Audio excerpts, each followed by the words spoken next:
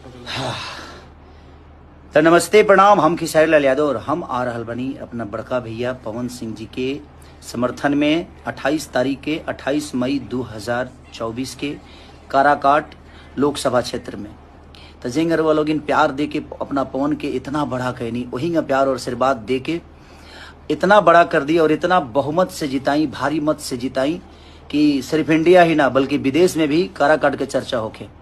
ऐसा लागत है जो काराकाट में ही चुनाव होता, पूरा इंडिया में होता जरूर, लेकिन लागत है जो काराकाट में ही एगो खाली चुनाव होता। तो हम आ रहल बनी विक्रमगंज, नोखा, ओबरा, गोह और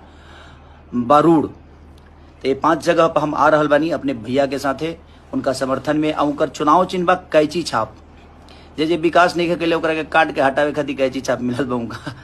तो वो लोग नहीं, और हमरो सबसे मिले आवतनी हम और हमारे बड़े भाई पवन सिंह जी, और बस आप